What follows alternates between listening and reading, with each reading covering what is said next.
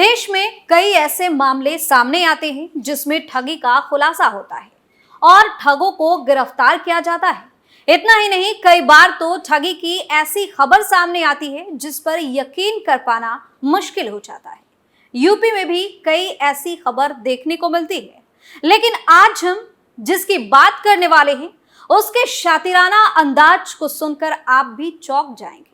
केंद्र में और यूपी में बीजेपी की सरकार है, तो सोचा क्यों ना वही चोला पहन लिया जाए और क्यों ना नकली बीजेपी नेता बनकर ही लोगों को चूना लगाया जाए। जी हाँ, उत्तर प्रदेश के एक शख्स की हकीकत जानकर हर कोई हैरान हो गया है और उसका नाम है अनूप चौधरी, जो खुद को बीजेपी नेता के रूप में बताता रहा। वो एक महाठग है, लेकिन तेवर ऐसा कि कोई भी धोखा खा जाए, किसी को भी जरा सा शक ना हो, ना कोई डर ना कोई चिंता।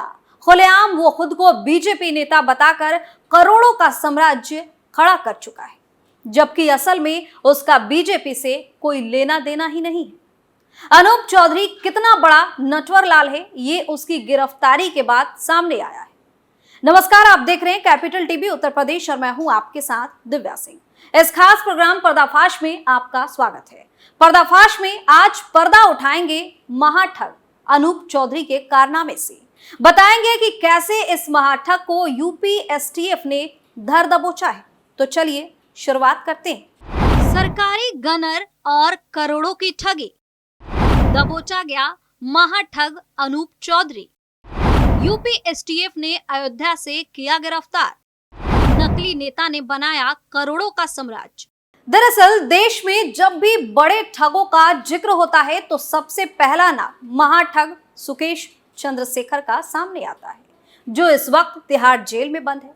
लेकिन आज हम जिस महाठग की बात करने वाले हैं वो इससे भी कई कदम आगे निकल चुका था और इस महाठग अनूप चौधरी को यूपी एसटीएफ ने गिरफ्तार कर लिया है, जिसने न सिर्फ लोगों से करोड़ों रुपए की ठगी की है, बल्कि अपने फर्जी रसूख के दम पर सरकारी गनर लेकर चलता था। खुद को रेल मंत्रालय का सदस्य बताकर हर जगह वीवीआईपी प्रोटोकॉल हासिल करता था। इतना ही नहीं, कई चैनलों पर राजनीतिक इंटरव्यू भी देता था, जबकि उसके खिलाफ 3 राज्यों उत्तर प्रदेश, उत्तराखंड और राजस्थान में 10 से ज्यादा केस दर्ज हैं। वहीं उत्तराखंड पुलिस ने तो उसके सिर पर 15,000 रुपए का इनाम भी घोषित कर रखा है। बता दें कि Uttar Pradesh special task force को लंबे समय से सूचना मिल रही थी कि एक गिरोह प्रधानमंत्री नरेंद्र मोदी के कार्यों को जन जन तक पहुंचाने के नाम पर संगठित अपराध कर रहा है। उस गिरोह के सदस्य खुद को राजनीतिक दल का वरिष्ठ कार्यकर्ता बताते हैं, कई बार भारत सरकार के मंत्रालयों के पदस्थ बताते हैं, लोगों के सरकारी काम कराने के नाम पर उनसे पैसों की उगाही करते हैं, जिसके बाद से ही एसटीएफ की कई टीमें इस पर काम करने लगी। इस दौरान उन्हें सूचना मिली कि अयोध्या के पिलखावा का रहने वाला अनूप चौधरी फर्जी तरीके से अपने आप को भारत सरकार के रेल मंत्रालय का सदस्य बताकर लोगों से सरकारी काम कराने के नाम पर ठगी कर रहा है। उसने कई लोगों से ठगी करके करोड़ों रुपए हड़प लिए। जानकारी के अनुसार अनूप चौधरी न सिर्फ लोगों से ठगी कर रहा था, बल्कि एक राजनीतिक दल और सरकार के नाम का इस्तेमाल करके उनकी छवि भी धूमिल कर रहा था।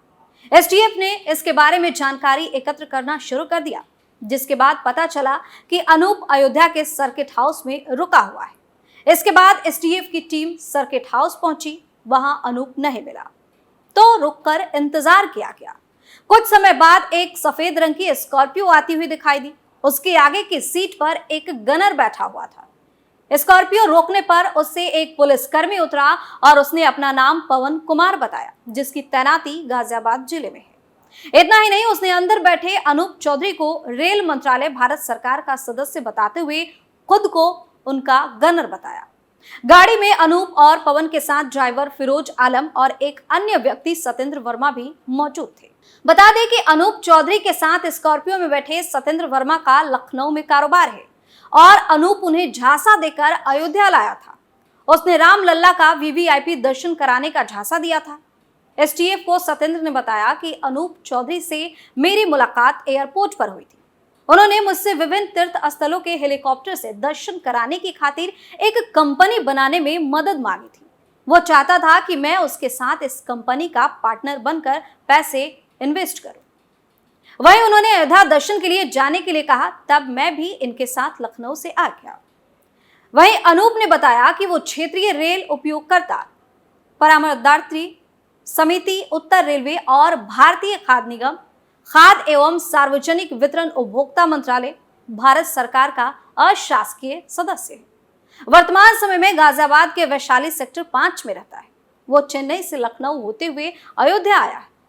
बता दें कि गिरफ्तारी के बाद जब उससे पूछताछ की गई तो उसने कई तरीके बताए जिससे वो लोगों को बेवकूफ बनाता था। एसटीएफ की तरफ से पूछताछ में अनूप चौधरी ने बताया कि उसने निजी तौर पर श्रीनिवास नराला को अपना ओएसडी बना रखा है। उसके माध्यम से संबंधित अधिकारियों को फर्जी लेटर पैड पर लिखकर या ईमेल भेजकर प्रोटोकॉल सुविधा की मांग करता था। बिना जांच के उसे अधिकारी प्रोटोकॉल दे भी देते थे। हाल ही में उसने तमिलनाडु में भ्रमण के दौरान इसी तरह से प्रोटोकॉल हासिल किया। इसी तरह उसने गाजियाबाद के एसएसपी को लेटर लिखकर अपने लिए सरकारी गनर की मांग भी कर ली और उससे मिल भी गई। हालांकि सरकार की तरफ से प्रोटोकॉल की सुविधा लेने के लिए वो अधिकृत नहीं है, लेकिन अपना भौकाल दिखाने के लिए वो ऐसा करता था। वो सरकारी काम कराने के नाम पर लोगों से ठगी करता। वहीं एसटीएफ ने करोड़ों रुपए की ठगी करने वाले महाठग अनूप चौधरी और उसके ड्राइवर फिरोज आलम को हिरासत में लेने के बाद स्पेशल रिमांड मजिस्ट्रेट के सामने पेश किया, जिसके बाद जज ने दोनों को जेल भेज दिया। अब अनूप मूल रूप से अयोध्या के रौनाही थाने के पिलखावा गांव का रहने वाला है, लेकिन गाजियाबाद के वैशाली में रहकर ठगी का काम करता था। उसका ड्राइवर फिरोज उत्तराखंड का रहने वाला है। वो ठगी के काम में अनूप के साथ मिला हुआ था। वहीं उनको जेल भेजने के बाद एसटीएफ ने यूपी पुलिस के गनर पवन कुमार को फिलहाल वापस भेज दिया है और इस मामले पर भी जांच की जा रही है। वहीं दूसरी तरफ गौर करने वाली बात यह है कि अनूप चौधरी की तरह ही पहले भी कई महाठग नकली बीजेपी नेता बनकर लाखों और करोड़ों का साम्राज्य खड़ा कर चुके हैं। आपको किरण पटेल तो याद होगा, पेशा कंप्यूटर इंजीनियरिंग था, लेकिन मन था ठगी का। पढ़ाई लिखाई की, लेकिन फिर सोचा कि नौकरी करके क्या होगा, क्यों ना कुछ बड़ा किया जाए। फिर क्या था, अहमदाबाद के किरण पटेल ने बड़ा काम यानी महाठगी का प्लान तैयार कर लिया। साल 2022 से लेकर साल 2023 तक वो बीजेपी नेता बनकर करोड़ों कमा चुका था। पहले संघ के साथ खुद को जोड़ना शुरू किया, खुद को संघ का नेता बताया, कार्यकर्ताओं से दोस्ती साधी और फिर तैयारी कर ली नकली बीजेपी नेता बनने की।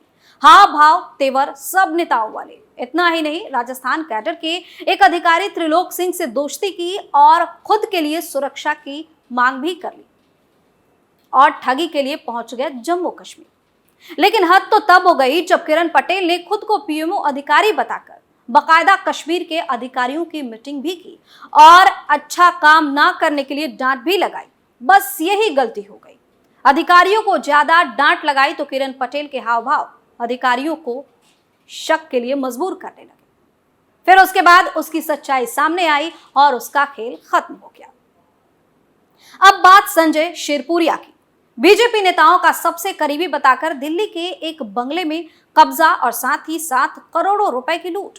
संजय प्रकाश उर्फ संजय शेरपुरिया की कहानी बेहद ही हैरान करने वाली है। असम का रहने वाला संजय कभी इतना गरीब था कि कूड़ा बिनकर अपनी पढ़ाई का खर्चा निकाला, लेकिन धीरे धीरे मन में लालच ने घर किया और खड़ा कर लिया लूट का साम्राज्य।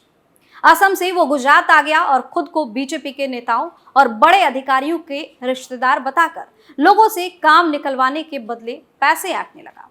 गुजरात में इसी तरह इसने बड़ा नेटवर्क खड़ा कर लिया। वही इससे अपनी एक कंपनी भी खोली। अब लालच बढ़ने लगा तो यूपी भी चला आया। ठगी का जाल वहां भी शुरू कर दिया। लोगों से पैसे ऐंठने लगा, बैंक से करोड़ों का लोन ले लिया। लोगों को बताता कि पीएमओ से बेहद करीब है। बड़े बड़े अधिकारियों और पत्रकारों के साथ फोटो खिंचवाता और उसका फायदा उठाकर लोगों के सामने रौब झाड़ता। उत्तर प्रदेश पुलिस को इसके बारे में शिकायत मिलने लगी तो जांच शुरू हुई और पता चला कि एसबीआई बैंक से 349 करोड़ का लोन ले चुका है। लोगों से भी करोड़ों की धोखाधड़ी कर चुका है। उत्तर प्रदेश एसटीएफ इसकी तलाश कर रही थी तो दिल्ली भाग गया। दिल्ली में इसने और भी बड़ी ठगी को अंजाम दिया। दिल्ली में पीएमओ के पास ही एक बंगले पर भी शातिराना तरीके से कब्जा कर लिया और साथ साथ हॉर्स क्लब का भी मालिक बन गया।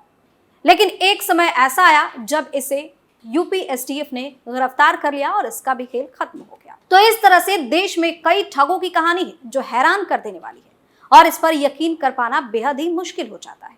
लेकिन सच तो ये है कि आखिरकार इनके मंसूबों पर पानी फिरता है और जेल की हवा खानी पड़ती है। फिलहाल पर्दाफाश में इतना ही। आप अपनी राय हमें कमेंट करके जरूर बताएं और देखते रहिए कैपिटल टीवी उत्तर प्रदेश। नमस्कार।